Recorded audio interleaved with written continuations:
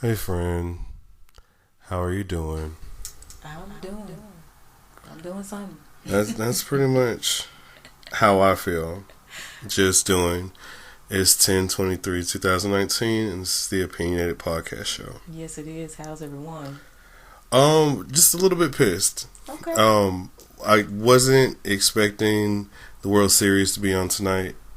I don't know how all of that information could have just kind of missed me. But I really just tuned into the Masked Singer and was greeted with some baseball. So was a little pissed about that. Yeah, it's rather unfortunate. Who cares about baseball? Yeah. I Sorry. mean, America's what? No, Masked Singer, please. Please. So that's pretty much me. What about you? Oh, nothing much going over here. Just the rent that's already spent. Am I going to say? The rent's already spent. I feel you on that. Well, I liked our last show and what we did as far as like the rants and stuff like that. So I think I kind of want to make that a thing, and just take a moment at the beginning of every show to just kind of get off our chest whatever's bugging us, and before we get into the mess. You got a rant on your spirit?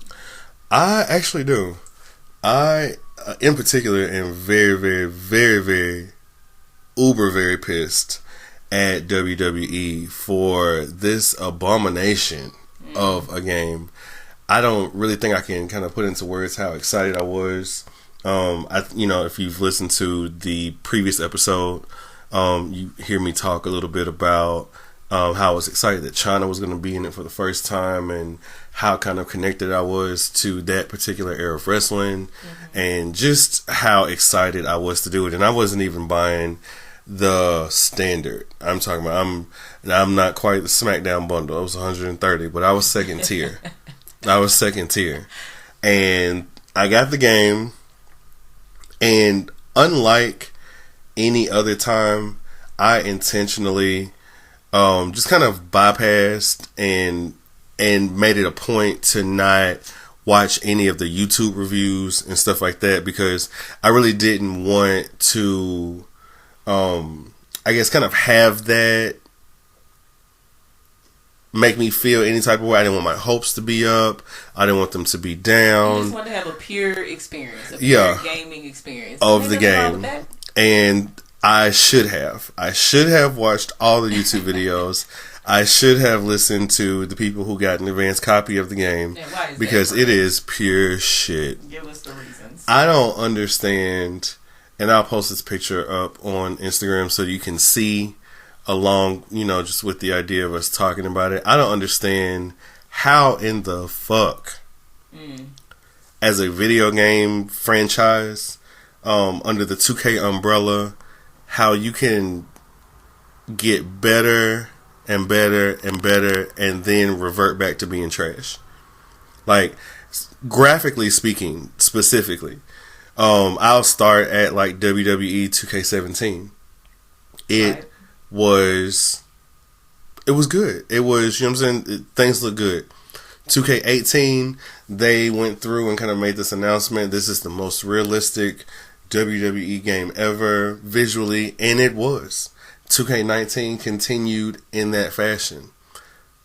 Now, what I'm hearing is that Ukes, which is the company that develops, or I guess helps develop the 2K game, dropped out of this particular year of the 2K franchise. Okay. And the only thing I need to kind of get off my chest is that WWE, you do not need to make another motherfucking game without Ukes or somebody better. Whoever you had this go round was not it. This fucking game that I spent $90-something on is giving PlayStation 1 at best PlayStation 2 graphics. The hair is trash. I mean, in particular, the picture that I was referring to uploading on the Instagram, which I will, is the picture of The Rock. And it's like a grid, a little 4x4, and it has 2K17, 2K18, 2K19, and 2K20, all of The Rock. And this 2K20 version looks like some shit Lifetime put together. It's like Lifetime presents, Bebop and goddamn Rocksteady, The Rock in My Via Store or somebody. I don't know. It's just, It was terrible. Damn. WWE has too much fucking money. The fact that y'all have done this before and somehow have regressed makes absolutely no sense. And of course, it would be the particular installment that I am the most excited for. I don't know. It just feels like this. Always when it's my shit. Yeah. It's always when I want something that's like, let's throw some of that and fuck it up for him. Right. So I went through and woke up this morning and returned that shit to GameStop. And went through and got my 2K19 back and got 2K18 because at this point I can't. I wasn't even finished playing all the damn game anyway, and I decided to go through and get the little Ric Flair pack and another add-on, which is like $4 and $4 to $7, and then just kind of make it a whole new game experience. Cause they're 2K21. Please do better. Please bring Ukes back. Please hear and or see the numbers in which people are returning this piece of shit and do better. You know better now. Do better, please. Okay, especially at them prices. We need some consistency around here. I wouldn't have even been mad had they kept it the same, but goodness, it just was so crazy. I can't get past it. But I know that you and I were talking earlier, and you were mentioning that you actually had a particular rant on your spirit regarding like the kind of whole one season situation of shows and things like that. Yeah, so I'm really getting sick and tired of the Netflixes of the world and just all of this content that is being pushed out. I'm tired of investing in a show, really liking it, and the bitch gets canceled after one fucking season. Like, are you kidding me? Like, this is like, I'm so invested. Like, how does the story end, bitch? Is it a book? Is it made from a movie adaptation? Give me something. Like, I'm so tired of that. Like, when I invest in a fucking Flash Forward, I think they got 2 seasons and quit. Like, I still don't understand why the birds are dropping from the sky. I don't understand how people flash this way and that. Some people saw some people didn't. Like, bitch, I spent 2 seasons on that. I just finished this show called Forever on Amazon Prime with Maya Rudolph. That bitch was only 1 season. Apparently came out in 2014. Why is this even up here if I can't finish it? Like, I don't know what the fuck happens. They walk off and that's it. Like, fucking acceptable. Like, I'm tired of it. I understand that streaming and all of that is like big business now, and that's kind of how we consume shows and all of that stuff. But this shit has got to stop. Yeah. Give me a season 2 or give me a wrap-up movie like Being Mary Jane. I don't care. Yeah. But wrap that shit up. I'm tired of investing in these fucking shows just for them to end on the worst note possible. Just, and then like, where do I go from here? Yeah. Like, it's like reading a book and it just cut out at the chapter 5. Like, well, I mean, okay, like, I guess I just never know. Like, no. Stop with all of this. If you're going to put out a show, at least give it 2 seasons. Like, we already binging this shit anyway. So just go ahead, either have a long first season so I can get a little more meat. But it would be nice to be able to finish a fucking series and know what happened. Give me a wrap-up movie, summary, some shit. Come back and tell me what happened. You ain't even gotta shoot the shit. Just send me an email and be like, okay, so this happened, they went here, over and done. Okay, great. Like, I'm just tired of investing in this. They are pushing out content. There's so much shit. You got Hulu, you got Netflix, you got Amazon Prime, and all of these Disney Plus coming. Okay, like all of these other girls that straight come for our necks, trying to get our eyeballs to watch whatever the bullshit is that they putting out, and you only give a season. And if 2 extra eyes didn't watch the show, it's canceled. Tired. Yeah. Do better. Like, either believe in the shit and let it flesh out, or just don't put the shit out. Like, I'm so tired. I have seen so many very interesting shows fall by the wayside because it didn't get enough views at the time. Like, bitch, sometimes a story take a little bit to, get chugging. Like, how is 1 season possible, especially if it's only like 6 or 7 episodes? So how is this really supposed to get some sort of steam, build up some momentum, if it just gets canceled? I understand that y'all are there to make money. At the end of the day, eyeballs equal money. But let's go for the long game. Why do you need so many people out of the gate to watch it? Some people get to stuff late. with all of the shows and movies and everything that's going on that people are constantly putting out, maybe it would just behoove us a little bit to move the story a little along without taking it away so quickly. Yeah. Like, I'm really tired of giving y'all my money just to get hooked on these shows, and the bitch goes away before we even get to any sort of real point. That's how I felt about GCB. Good Christian Bitches. It used to be on ABC. It was such a good show to me. Yeah. One like, season. It's ridiculous. Like, some of these shows that got longevity, I'm looking like, who in the fuck is interested in this? Like, this got 10 seasons? Ain't that it? So this hoe gets to 10 seasons, but this girl right here out the gate, you only gave her 5 or 6 episodes, and now she's gone. Like, we've just got to do better. Like, these streaming giants, I understand. You want your money, you want to get your check and go home. That's all well and fine. But if you want to keep me as a viewer, you want to keep me here, finish what you fucking started. I'm tired of these half-ass just, let's put this show out. Okay, that didn't do good. Let's put this show out. Okay, that one wasn't so great. Okay, this show. Like, give it a fucking chance. Give us a chance to get into the characters, get into the story. Like, 7 episodes is not enough to grab everybody. Some stuff just starts a little slow, and then it builds up, and then it gets a cult following. Like, Game of Thrones wasn't Game of Thrones when it first came on. That bitch started with the word of mouth and people telling this person, people telling this person. Like, I didn't get to Game of Thrones until season 3. Yeah, that's when I hit on season 3. And then I started binging, and I'm like, oh shit, now I got to keep up with this. But look where it hit me, season 3. Like, give these shows a fucking chance.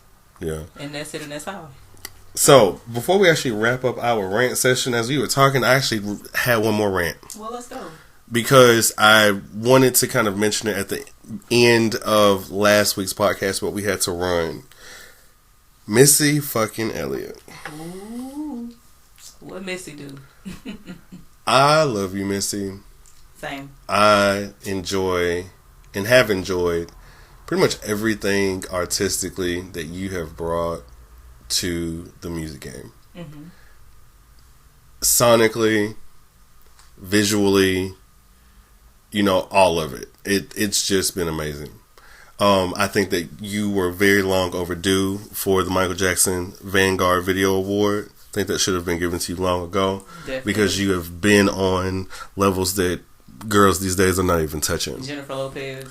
However, I don't necessarily want to kind of... It's not so much for Missy, but it kind of is. Stop letting Derek Blanks do y'all videos. Oh. Please. I'm sorry. I understand Derek Blanks is out here trying to make his money. But Derek Blanks, and this is just my opinion, Derek Blanks does not have the type of skill to produce the type of Missy Elliott video that we need. Okay. Like, you are doing Real Housewives of Atlanta alter ego photo shoots. You are doing videos for Vivian Green. And that's I fucks with Vivian, but you know, we got to talk. You're doing videos for Vivian Green and, you know what I'm saying, Now Faith and stuff like that. Those type of artists don't make the type of videos that Missy Elliott makes. Oh, definitely, right. This particular video, Dripdemeanor, it was not a bad video. It's just that it felt real, I don't want to say one shot, but it just did not give all that extra oomph that I'm used to with Missy. This little hair house thing was cute for a second, but I was tired, and I want y'all to motherfucking stop booking Derek Blanks for videos. To me, I just feel like Missy got too much money to be fucking with Derek Blanks, and I understand that Missy is a sweetheart and all this stuff like that, and I can just really see her trying to give people a chance or whatnot, but this particular video just did not do any. Didn't curl over for you, huh? Any of what I needed it to do for what we know Melissa's capable of doing. Yeah, we need to make sure we sign some sort of sign anything to make sure Dave Myers stays on with Missy. They make a lot of great videos. That's how she got her Video Vanguard of all the collaborations that she's mainly done with him. So I'm talking about first Derek, and let's keep Dave. I'm talking about motherfucking Derek's out here doing videos for Jaheim and Chrisette Michelle Williams and Trina Braxton. No shade. Not at all. I mean, Missy just won a Vanguard Award, so it's for the creativity. And if her video isn't giving that typical Missy vibe that we know and the artistry that we are known to get from her, then that means that the substitute probably was the issue. Let's keep Dave on. Was Dave busy? Maybe we should have, wait till Dave get free, or shit. We need to call somebody else because I think she works with other people, but I'm just like, no, this is not it. No. This ain't it. I'm sorry, but that's just how I feel. So that's all that I had on my chest regarding that. All right. Moving forward, just around the shit with reality shows and all that we keep up with. As you know, Basketball Wives has ended, for this particular season. So there's no more news to really cover for the girls in LA. There wasn't really no news, to be quite honest. Quite as it's kept. I don't see how you can keep this going.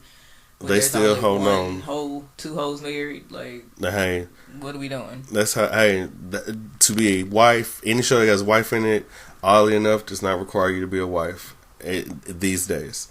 But while we are still in LA, Hollywood specifically, Love and Hip Hop is on this week.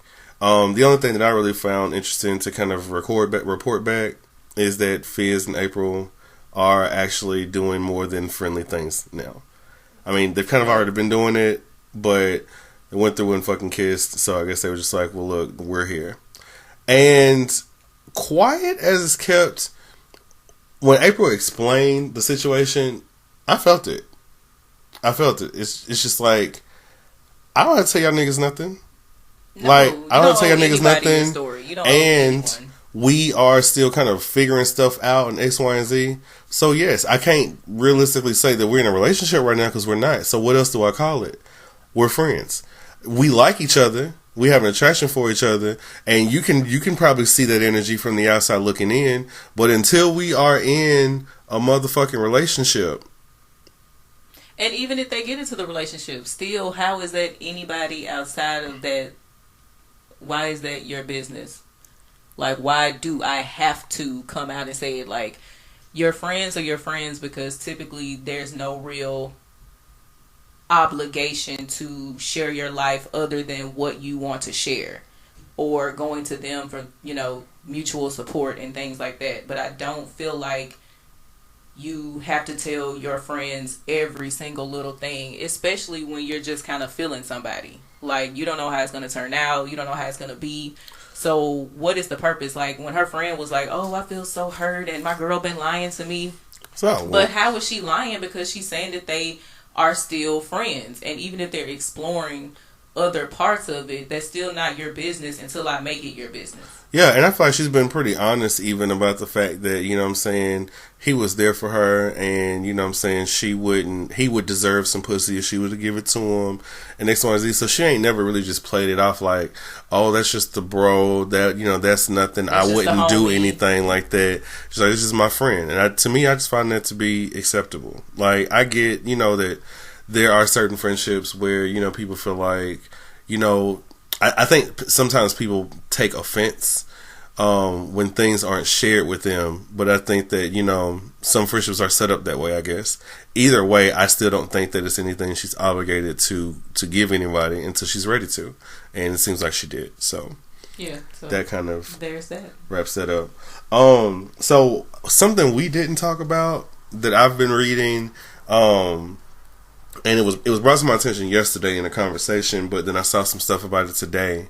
It being, have you heard about this $20,000 haunted house?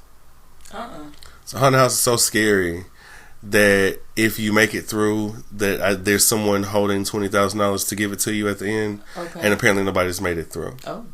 Also, I guess there are a lot of things that you have to do in order to participate in the haunted house.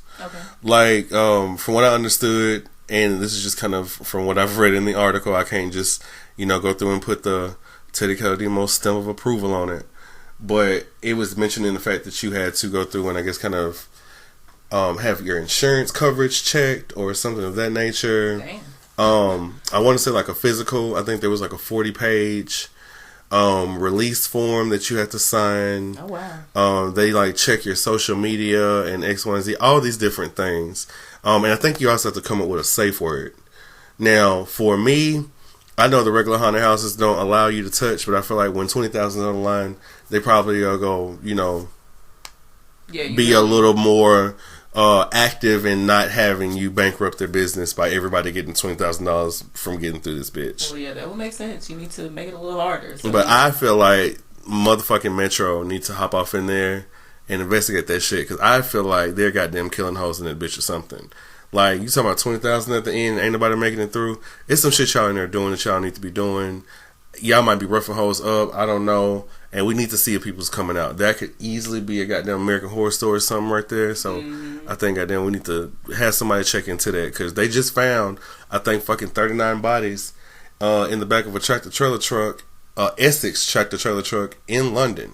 Like 39 dead bodies in the back. So it's all type of little weird shit that's going around here. You got or to watch. They could just be physically restraining people. Like they get to a certain point and they can't get past it. You can't see that you're supposed to hit this little lever over here and this door will open and then you go on to the rest. Like, feels real. It sounds like it's gonna be very Saw-like, and I just $20,000 sounds real good, but it feels like some of the milk ain't clean and all money ain't good money. So that $20,000 might sit there fuck around with me, and I'm gonna take my ass to Madison at the Nashville Haunted Mansion or whatever the fuck it is with the Hearst-Out Band next to the motherfucking Best Way Run or something. You need fucking therapy with that $20,000. That $20,000 is going to restore your mental health. So oh yeah, and shit, and restore some credit too. Is it even worth? Well, I'm just saying, like, you get to the end and you so fucking traumatized that you need to spend that $20,000 plus more just on your therapy and medication. So whatever y'all are doing over there, we need somebody to investigate. Cut that shit out. Yeah. I hope it's more so that it's something simple, like they didn't know that they had to go through this door or they had to hit this latch or something that would, get them to go through the exit. Because sometimes shit just be a scam. Yeah. Like I'm gonna say this haunted house is so fucking scary and make you sign all these releases and all of that shit to kind of mentally play with you, and then I'm going to prevent you from getting out by making it something as simple as you didn't realize you were supposed to go behind this curtain under this bush, and then the $20,000 will be right there. So yeah, because how just scam me like, oh, I want a whole bunch of people to come if I can make it sound real good. Because you don't get your money back for quitting either. Yeah, so it's like whether you finish or not, I'm getting my money.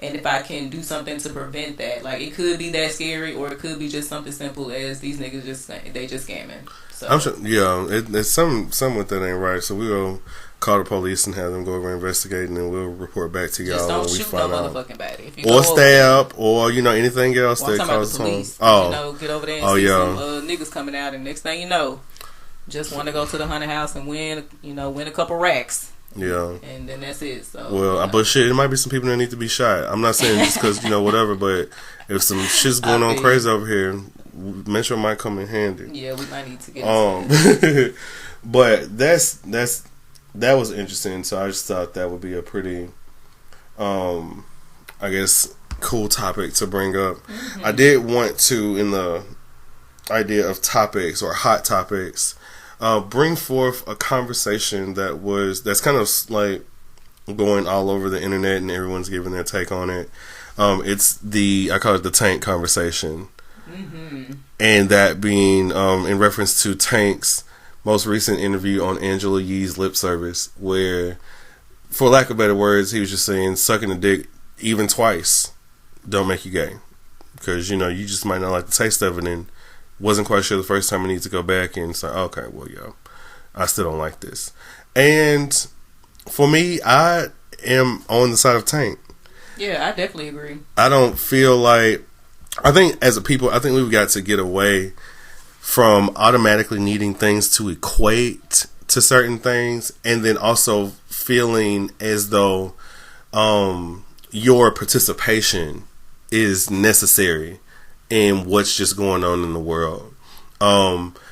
Tank never said that he did it or whatever, but whether he did or not isn't really the root of what we're going for. It's more so the fact of I believe that sex in itself, or sexuality, exists on a spectrum, and that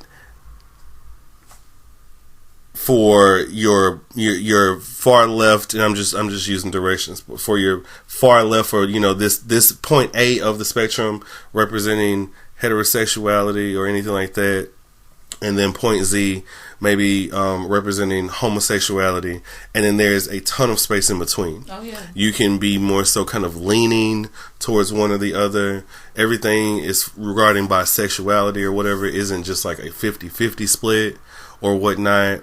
And for a lot of people, it's not even quantified in that way. But there's just different places that we all exist on the spectrum as it regards to sexuality. Right. And, a person can be like a Tank, or, the person in Tank's story, I should say, and have been curious to see, hey, I'm not quite sure how I feel about this. So because I'm curious, let me try. And it sounded like that person tried and didn't like it. And because of that, I don't understand why that person has to walk around with the label of being gay, especially if said person does not have any other interactions with a member of the same sex. Right. Like, it's one of those things to where a woman can, by society standards, be more accepted in regard to, like, I guess her curiosity or the interest in exploring such. Right. And it doesn't necessarily make you one thing. Like, you can decide that you may be curious about women, or, as some people say, like that kind of drunken night or whatnot. One thing leads to another, and then you had, we'll call it a college experience. Right. And yeah, I think a lot of I like labels. I enjoy labels. I think labels are necessary. It gives people the language to kind of speak to their own experience as far as their sexuality, their gender presentation, or just how they want to move in the world. And I think for Black people specifically, we are still very much in the is gay or straight. Oh yeah. And so instead of taking the time to realize that everybody's experience is different, like, you want to get mad at men who are perceived to be, quote unquote, on the down low, and then when they do come out and say, hey, I've experimented, hey, I've done some things to, see what I like, what tickles my fancy, and then you crucify them and put them in a box. Like, there's no need to label someone, especially if they're telling you that they aren't gay. Like, it's not your perception, it's their perception. If they go down on a dude and feel like, you know what, that wasn't quite for me, thank you, no thanks, then, and they go through the rest of the time being like, no, I'm straight, well, then they're straight. Yeah. You could call yourself a goddamn llama for all I care. I can't take that from you. So I think Black people, especially like straight Black people, have just got to get into this mode of, there are so many of us, we are not a monolith, we have so much diversity among us that our sexualities would be too. So we need to learn about gender and how that does not mean one way or the other about your presentation. That doesn't mean about your sexuality. All of those things are very different and don't quite blend into each other the way people think that they do. You can't automatically assume that just because, a woman may dress more masculinely, that does not mean that she's a lesbian. Yeah, it's like, we can't continue to equate one thing to something else. Like, that's not what that means. And that also doesn't mean that she's trans and wants to be a man. Like, she just could be just comfortable in those clothes. Like, we have to stop gendering everything to the point that, if a guy rocks long hair and it's not dreads, oh, he got to be gay. Or if a girl gets her hair cut, then she's got to be a lesbian. Or whatever the different designations that a person could have. Like, shit is just fluid. People can wake up one day and, decide, you know what, I just want to do something a little different today. I'm feeling a little whatever. But that doesn't mean that their clothing denotes how they represent their gender, nor does it mean that their sexuality is one way or the other. Like, things don't crisscross in that way. It does for some people, but we can't just automatically assume, and that's what Black people do all the time. Like, we've got to get out of the binary that everything is gay and straight. Because, like you said, if a straight woman ate pussy for a whole month, that's just her experimenting. Women can do that, yada yada. But if a guy does it, then he's automatically gay, even if he doesn't have any real attraction towards men. Because that's really what the word, I mean, that's the definition. Yeah, like, there has to be an attraction there. So if you're just experimenting because you're thinking like, let me just see. Like, if you're a person that eats meat and then you have a vegan sandwich one time, that does not make you a vegan. No, not at all. That doesn't make you a vegan. And as someone that is vegan, if I accidentally eat a piece of meat because I didn't realize it was in there, that does not automatically mean that I eat meat now. Like, and if I fucked girls before and then now I'm gay, am I straight because I fucked girls first, or am I at least bi? Or I mean, you get to be. I know you're not questioning, but it's like you get to be whatever you choose to be. Like, people have got to stop throwing labels onto people. Let people represent their own labels. They know exactly what they're feeling. They know exactly how they are moving through the world in their own bodies. So if this person tried something and it wasn't for them, and they now continue to live on in a way that would be straight because now they only deal with women and they call themselves straight, well, bitch, you straight. I'm not gonna fight you on your label. And then there's some people that just don't have no labels. I'm just sexual. I just romantically like this person just because that person was cool. I like this particular sexual act just because I like that sexual act. All of this shit does not converge in order for you to just make the assumption for someone else, which is really the issue. You are taking someone's experience and what they're telling you, and you are deciding to put them into the box. And we don't get to do that. Like, let people choose whatever label that they want. I choose to label myself as pansexual. I currently date women, but that does not mean that I have to take on that lesbian title, because that's not for me. That is not something that has appealed to me that I need to come up and stand in. I stand in pansexuality because I just like people. Yeah, nor does it mean you have to go into bisexuality. Yeah, because like, you don't get to just come up to me and be like, oh, well, you're a woman and you're dating women, so you're clearly lesbian. Like, no, you don't get to put that label on me. I get to label myself. So if I get with a man, then you're going to want to try to call me straight and then take away from my queer experience. I get to do what I want to. This is my label. This is how I'm coming out. Don't take that from people. Don't try to stick everybody into some little box because that's what you're used to doing. Like, this ain't kindergarten. Show me where the dog goes. Show me where the cow goes. Like, we're not doing that. We need to... Labels are supposed to be guideposts. They're supposed to just kind of quickly give you a little bit of information about someone and let you digest what they are saying about themselves to you, and you move on. But every single person does not have to be put into some category just to make you feel better.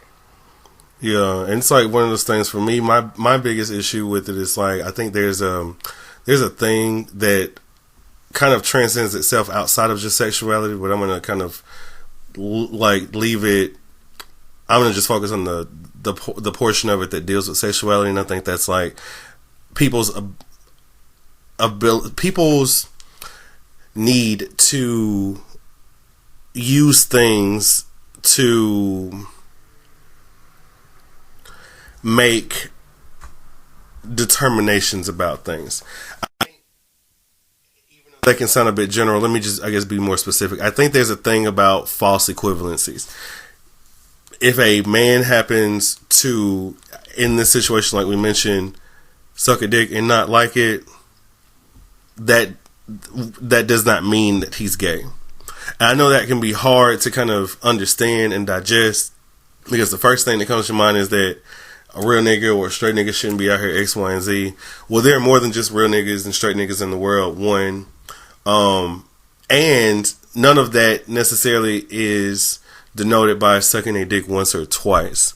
I think where things get a bit complicated and skewed is that I think people immediately want to look into all the exceptions, and because it's something that everyone is just not well versed on, when people are unaware of things and how things operate, they become fearful.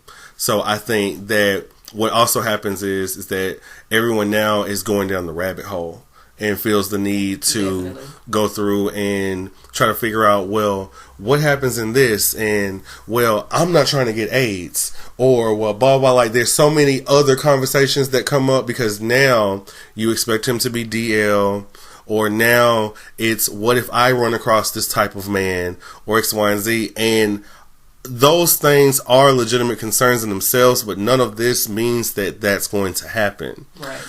What it means is that if your man is sucking dick or whatnot, and you decide to keep him as your man, because of course, as much as that person has a right to label themselves what they, how they present themselves to the world and walking in their truth and whatever is, that truth is defined by, and whatever that truth is being called.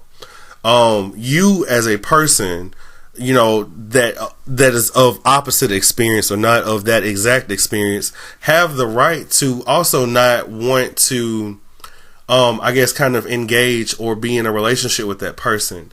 I think sometimes what happens is people hear that, like, oh, this man over here is talking about sucking a dick once or twice doesn't make you gay, so they're trying to make everybody gay. Now the niggas is trying to suck dick. I don't have time for it, blah blah blah. So now I'm worried, or blah blah. And it's like, hey, first of all, this is not anything that anybody's trying to make everybody do. I think it would be impossible to get everybody on the same page. There's not one thing that everybody agrees on currently. But I think that what also people aren't hearing, or maybe need to hear, is that you have the right, if this type of man approaches you, to be like, no thank you, I'm not interested. No one is saying that you are a bad person because you don't want to date the guy that sucks dick. I can completely understand how, as a cis heterosexual woman, you may not just be up for a man out here sucking dick. Right. Because then, I mean, we live in the real world, so we've got to have the real conversations and be able to see what we can see without making it an equivalency. Yeah. Like, you see what you see, and then at that point, you have conversation, you communicate, or you educate, whatever it is that needs to be done, so that you can either feel comfortable with staying or comfortable with leaving. Right. Whatever the case is. But do not misinterpret any of this as saying you are a bad person, or this is the way things are, so ladies, get ready for your men to suck dick, once or twice. Well, that's not the case. What it is saying, you are maybe not the type of woman or type of man that would enjoy this. Understand that there's someone in the world that does. Right. And with that being said, just leave space for people to find the things that they like. If you're not interested in that, help them by moving out the way, so to speak. But it's not a fight. It's not an agenda. It's not anything that anybody has to take on.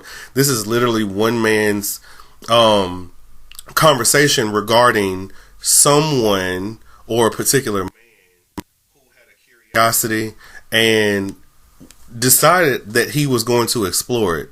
And after exploring, and not really enjoying it the first time, and then kind of coming back just to see that person decided that they, were just not interested in me.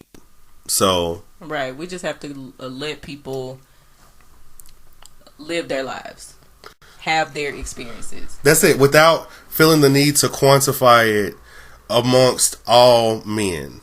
That half these niggas don't even want to eat pussy. Okay. And I'm talking about straight men. I'm not meaning in a gay way, like they don't want to eat pussy. What I mean is that half these niggas don't even want to eat pussy, so they're not even trying to suck dick. And you can't. That's another thing that I want to talk about too, real quick. Is I'm tired of people using lies to tell the truth. Okay. And then I'm also tired of people using the truth to tell lies. Uh-huh. And I know that can sound a little kind of oxymoronic or whatever the case is, however you want to put that.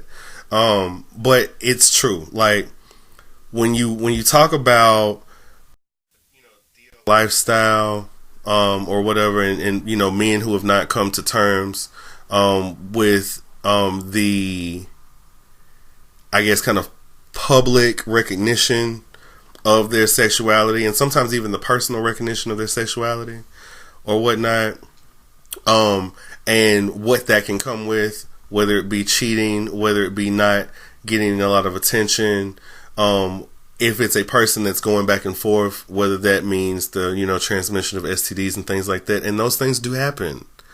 But those things don't just happen in those scenarios. Those things don't happen all the time in those scenarios. That's what I mean by using lies to tell the truth. There are real people that are dealing with real things.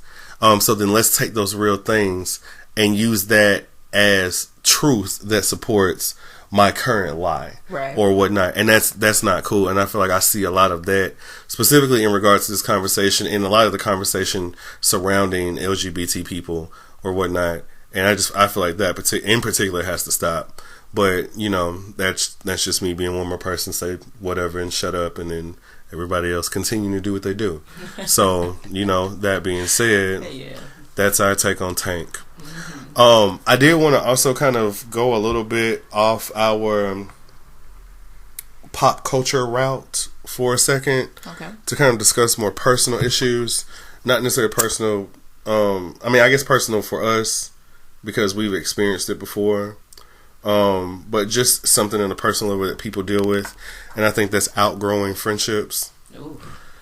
I think that it's very, very important to be able to have a spirit of let go on you. Mm-hmm. I think a lot of times friendships, relationships, or whatever end up being toxic because of a person's inability to let go.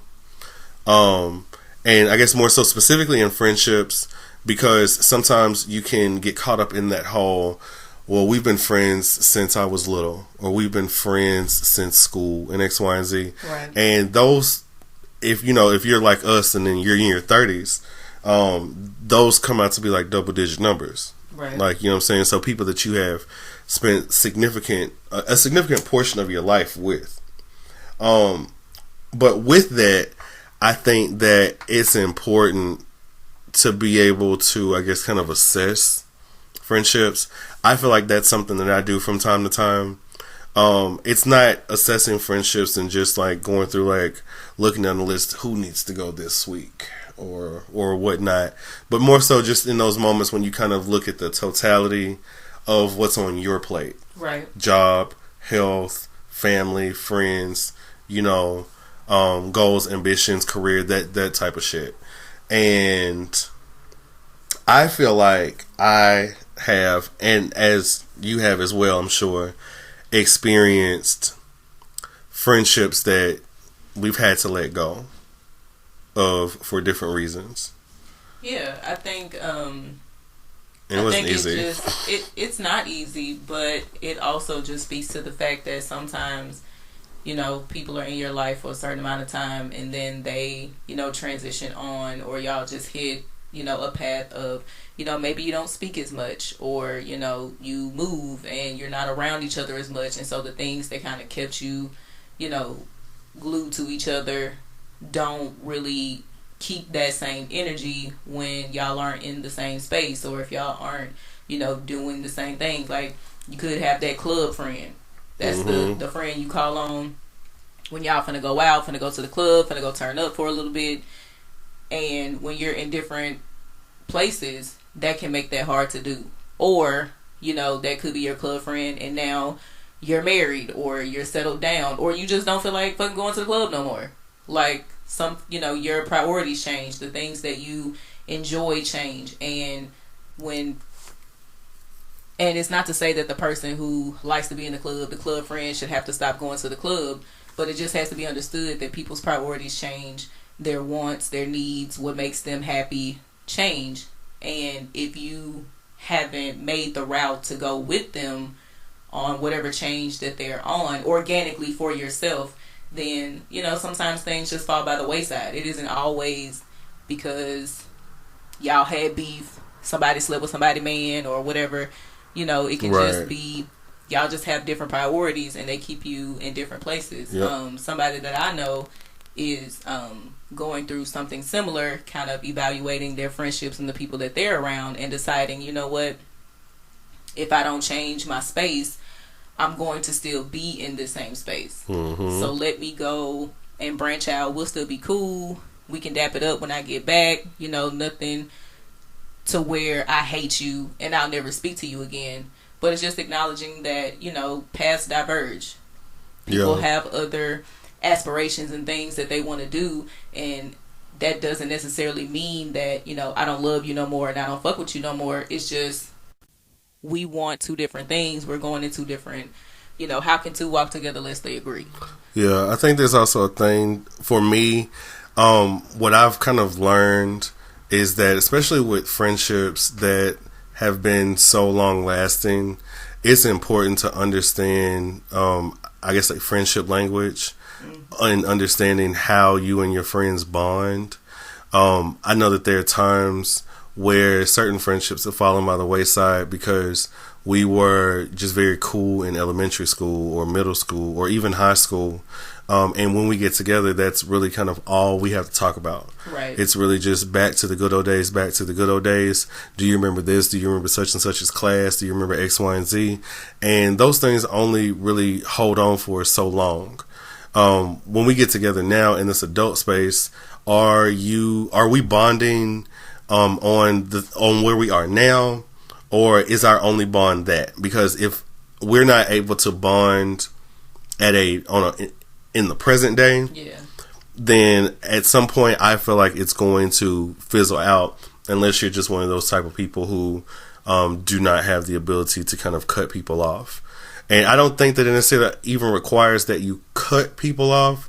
I just think that sometimes it can just be an acknowledgement that our friendship is not the same. We're not talking on the phone every day, X, Y, and Z. We can still reach out to each other from time to time. Or, you know, if we see each other, like you said, there's no beef and we can chat up real quick and so on and so forth. But, you know, I'll say for me, if I am spending time with anyone, my time at this particular point in my life where I have a full-time job, and, you know, I have other shit going on, and I'm just, you know, tired half the time, we're going to have to be able to bond on something in the present. It's not going to be enough to always go down memory lane. Right. Because all friendships that we outgrow aren't always toxic. I think, if anything, the toxic ones sometimes are the easier ones to actually kind of, you know, navigate through. Although they're toxic, I think that toxicity or whatever oftentimes kind of provides that fuel that you need, whether it's anger or feeling betrayed or, you know, whatever, to kind of keep moving and go forward and really just be as far away from a person as possible. But when a person is, you know, is still like kind, or, you know, they're not, you know, doing anything to you that's negative, not betraying you or disrespecting you or whatnot. And of course, in a world where good friends are hard to, you know, find, or, you know, so to speak, I think that those things can kind of give people a little bit of a hesitation as it relates to being able to understand that maybe our friendship has to kind of regress a little bit, or demote, or take a different form. Yeah, it just takes a different form, because it's cool to see somebody you haven't seen in a while and reminisce on some stuff and bring some stuff back to your remembrance, and you have some little kikis and everything. But I think a good friendship allows people the space to continue to be on their path, on their journey, and grow, and not try to impede that by always trying to keep them in the good old days. Trying to keep, you know, the shit from the past. And it doesn't mean like I can't consider you a friend of mine if I can't come to you about some real shit that I got going on right now. If I'm coming to you in my current state, in my present reality, on things that matter to me right now, and you want to focus on who I was in the past. Like, we go through so many iterations of ourselves. Like, if you're a person that focuses on growth, and even if you don't, life experience just creates a different person every time something happens. So as you move along your journey, your priorities and your wants and how you show up are a little bit different. And if a person is only friends with you because they can only show who you were back in the day, they only remember who you were from Christmas past, that doesn't really allot for you to be in each other's lives in this current. Like, don't keep trying to remind me of some shit that happened when I was 21. I'm way past that now. Like, that shit is old. And can be damaging to the friendship even. Set up, I don't even remember half of that shit. So if it's got to be brought up every single time just to kind of feel our way back into a conversation, then we're probably not as close as we think we are. Like, friendships go through ebbs and flows. Like, we've had ebbs and flows throughout our relationship. Mm-hmm. But at no point did I feel like, oh, well, he's over there just doing whatever and we probably ain't friends no more and yada yada. We've had these ebbs and flows in our relationship, so I know that at any point I can come back and be who I am in this current and present that to you, and it's still gonna be all good.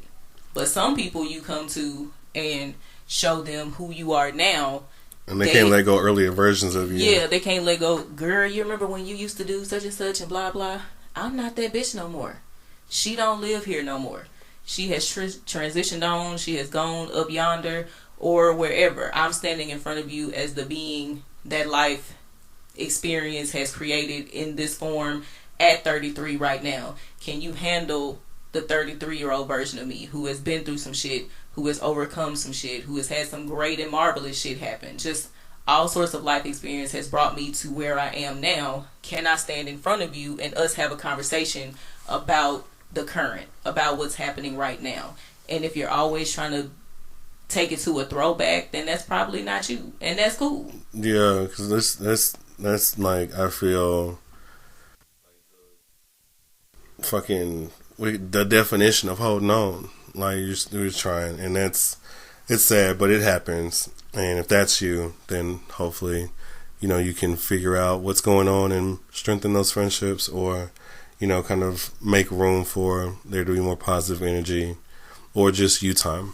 And that's not to say that friendships can't regenerate, but it's only going to happen if you're willing to accept the friend that's in front of you now. Yeah.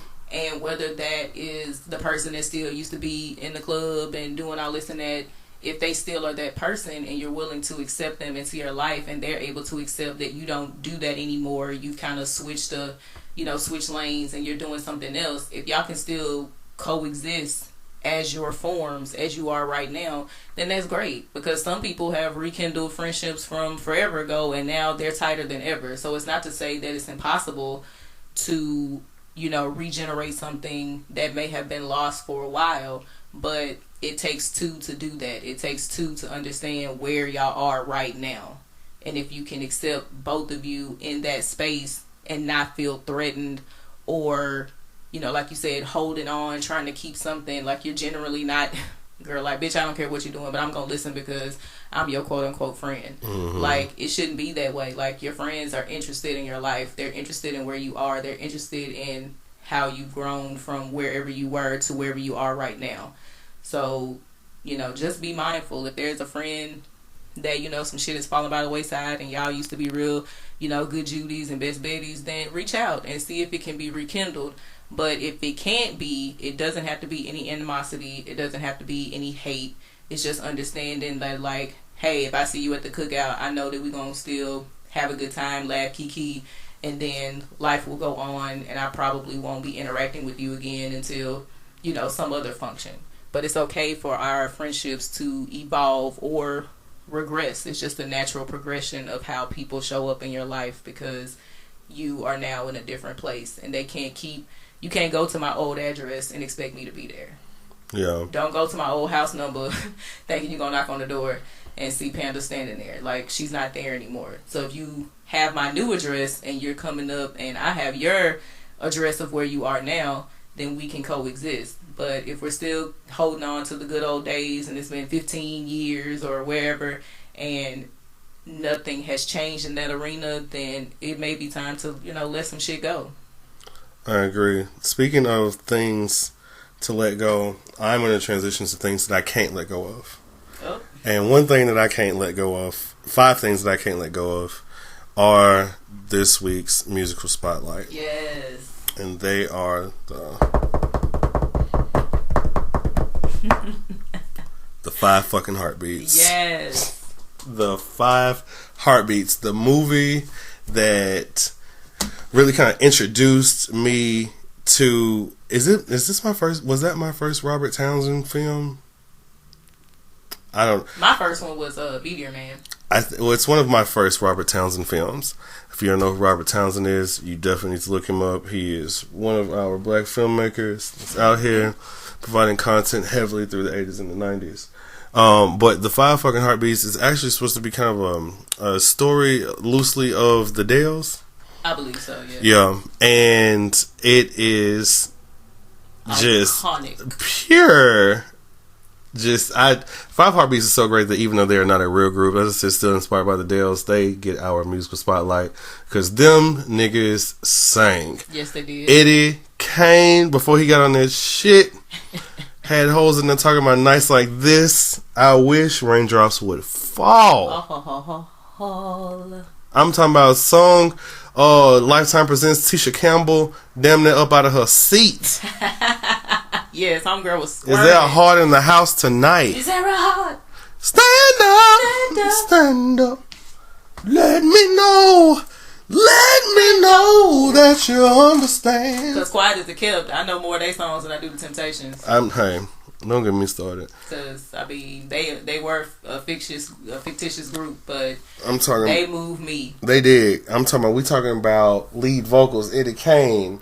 We talking about songwriter and musician Duck. Yes, Duck. Brother JT. Dresser. Yes, our original main cat daddy. Cat daddy. And Choir Boy. The motherfucking members of the 5 Heartbeats. Yes. When I tell you these niggas. Oh, we can't forget Flash. Well, yeah, Flash became a new iteration once Eddie got on this shit. Eddie got on this shit. Flash. And Flash came out, and Flash gave me one of my favorite 5 Heartbeat songs. I hate that Eddie's not in the group, but Flash came out and said, every time I try to leave, I always come back, right back in the middle of it. Back in the middle. And when it makes no sense to me. So they fucking sung that, them glittery ass pink suits, them hoes, them afros, talking about some. Okay, and Duck over here just trying his best, no rhythm. But God. He creates all the songs, but he ain't got none of the choreography. Then JT and Flash is having this battle.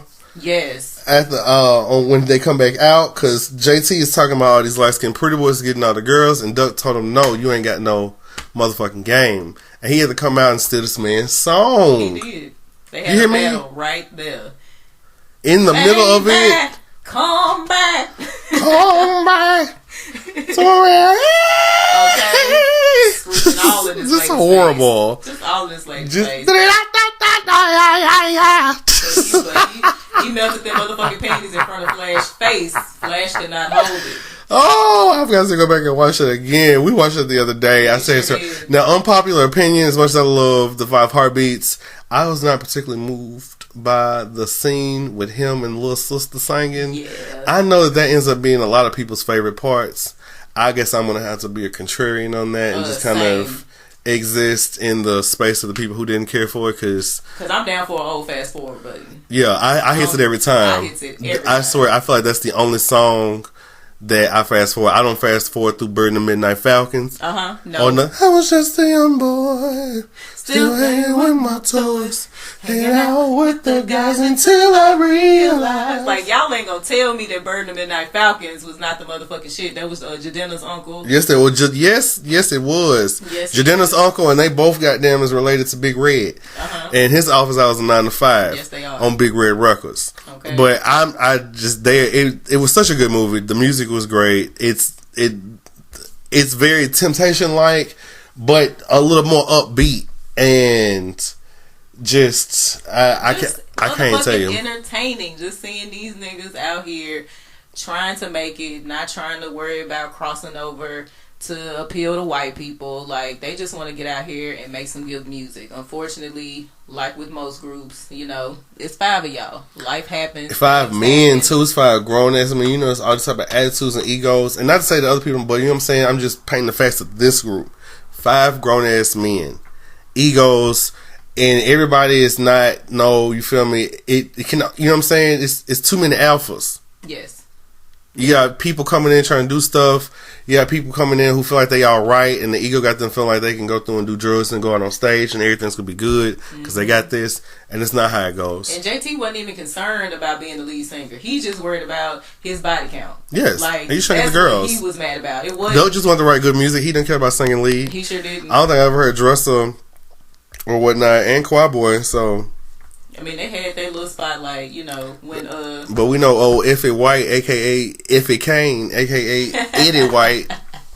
Okay, Eddie owned that white. You feel me? Child. But yes, like, Five Heartbeats is definitely one of my favorite. I guess you can consider it a musical movie. Oh yeah, it's definitely in there. So I would consider it a musical, and it is. Hell yeah. It probably is my favorite because I love all of the songs besides the little sister. Yeah, I don't like hers.